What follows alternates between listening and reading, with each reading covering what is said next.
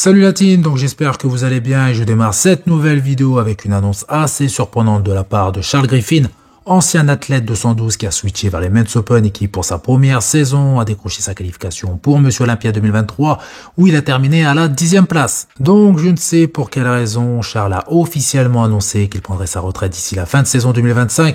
Il se laisse encore une année pour performer au plus haut niveau car il espère finir en beauté, c'est-à-dire finir sa carrière sur la scène de Monsieur Olympia, mais pour ça, il va devoir remporter un Pro Show durant la saison 2025 après avoir passé la saison 2024 à améliorer son physique, donc affaire à suivre concernant là ou les compétitions à laquelle justement Charles décide de concourir. On enchaîne avec Sean Clarida qui après sa deuxième place à Monsieur Olympia 2024 dans la division 212 derrière Kian Pearson, eh bien, il a décidé, comme pas mal d'autres athlètes, de ne plus travailler avec Matt Jensen, qui a décidé lui-même d'arrêter de préparer des athlètes. Donc, comme vous le savez, si vous suivez mes vidéos, Clarida a décidé de participer au Pro Show en Men's Open. Donc, déjà, c'est une annonce assez surprenante. Clarida est à la recherche d'un nouveau préparateur, car elle sait très bien qu'un athlète de très haut niveau a besoin d'un préparateur expérimenté.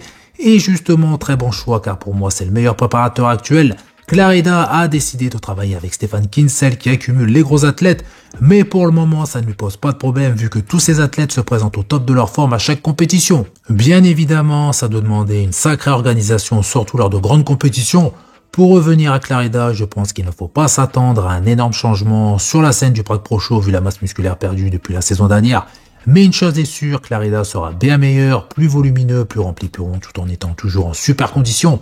De toute façon, difficile de faire pire que Matt Jensen en tant que préparateur pro, et je pense que même un bon préparateur non reconnu dans le monde du body aurait été justement plus efficace que lui. Donc Sean Clarida sera bien évidemment en meilleure forme, plus complet, mais peut-il battre comme par le passé les top athlètes de cette compétition? Je pense que non, bien évidemment, par rapport à son physique actuel, car il est très loin de son meilleur niveau, mais j'ai hâte de voir son physique après quelques semaines de préparation auprès de Stefan Kinsel. On pourrait être surpris, mais je demande également à voir justement son physique le jour J, donc auprès de Pro Show, aux côtés de Martin Fitzwater, Chris Bumstead, Horst MD, si toutefois elle fait partie des top athlètes. Pour les intéressés, je vous mettrai en fin de vidéo sa petite déclaration qu'il a partagée sur ses réseaux. Update de Chris Bumstead, même si ce n'est qu'une simple photo, je viens de récupérer justement une vidéo donc je vous la mets également. C'est toujours très intéressant de voir le physique de Chris, surtout avant de participer à une compétition en Open. Donc Chris est certes plus volumineux et plus rond de face et de profil.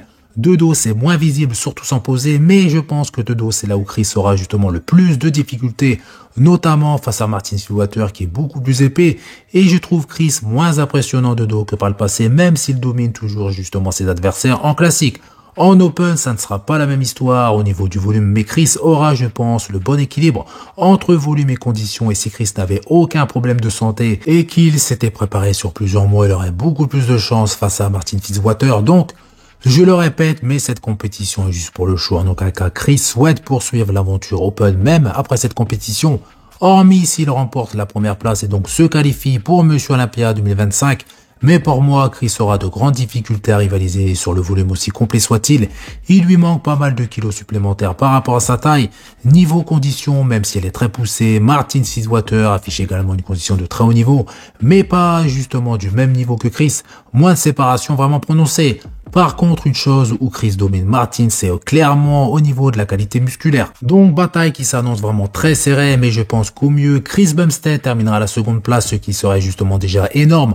Au vu des athlètes qui participent à cette compétition et peu importe le résultat, cela n'affectera en rien sa notoriété ou quoi que ce soit et bien heureusement, après une telle domination classique physique durant toutes ces années. Donc n'hésitez pas dans l'espace commentaire à me dire si vous êtes plus du côté de Martin Fitzwater ou de Chris Bumstead et dites-moi également si vous pensez que Chris Bumstead a des chances de remporter cette compétition.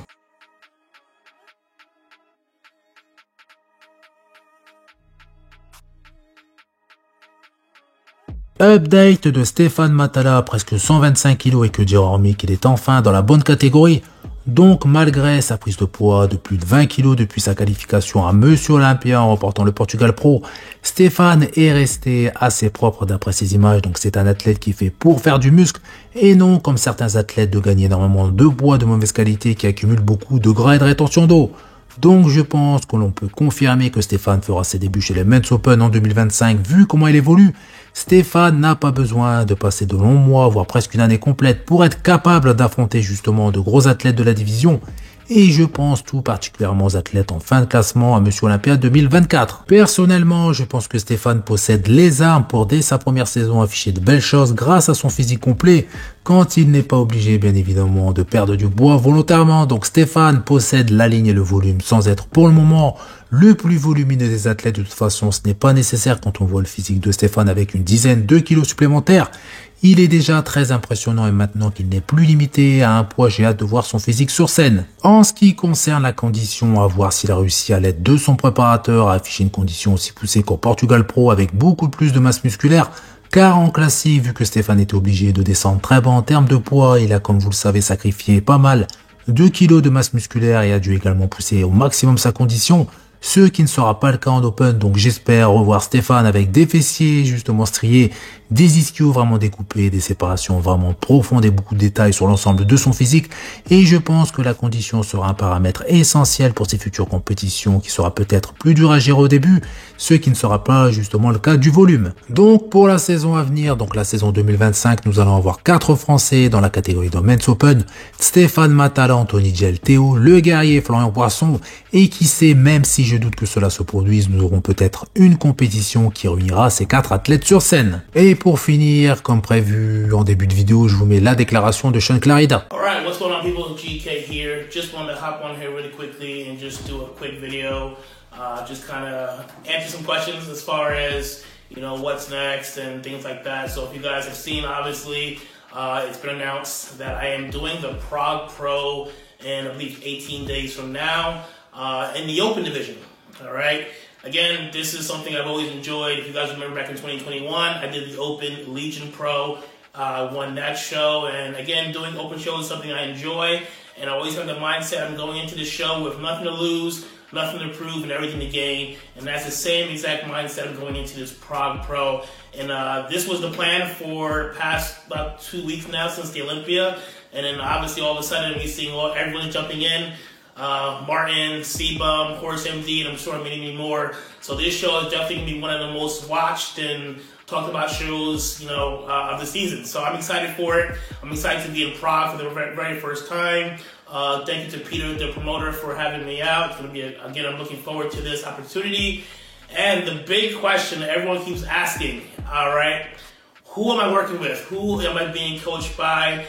This is a decision that I made a couple weeks ago after talking to this person and getting on the phone with this person, kind of seeing what their thoughts about my physique, what their goals were, and kind of just obviously looking at their track record, who they've worked with in the past and the success they've had. I have decided to work with Stefan, the boss of Outlaw. All right, he and I got on the phone call, had a very extensive conversation.